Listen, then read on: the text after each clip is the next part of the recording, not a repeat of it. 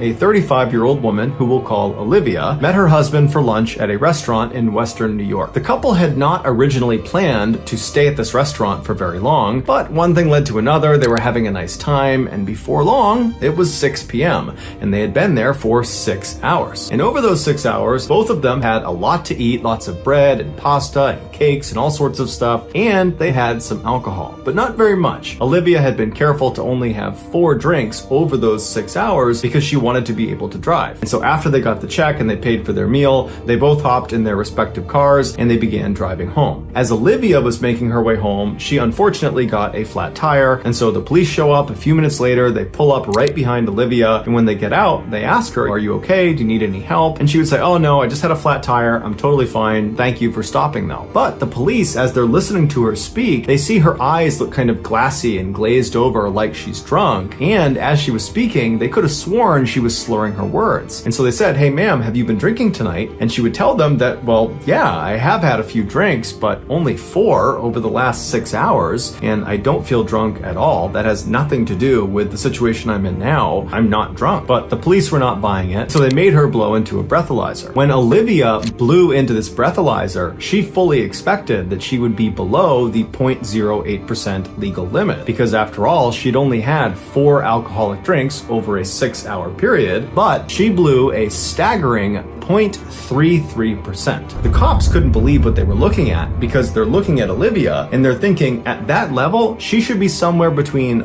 losing consciousness and dying, but here she is just standing there talking to us, acting a little bit buzzed. The officers couldn't understand how this woman had such an extreme alcohol tolerance, but regardless, they charged her with driving while intoxicated and then brought her to the hospital for medical intervention. There, her BAC remained high even after a full day had passed without her consuming any more alcohol. This is around the time that it was discovered that Olivia had a very, very rare medical condition called autobrewery syndrome, which in a nutshell meant her body transformed glucose from foods, specifically carbs like bread, pasta, that kind of thing, into alcohol. Olivia, who was totally unaware of this condition, had developed this wicked alcohol tolerance because she was basically drunk all the time. Not because she was a heavy drinker, but because she ate carbs. When Olivia's condition was discovered and made public, the charges against her were dropped, and she would go on to just stop eating carbs altogether.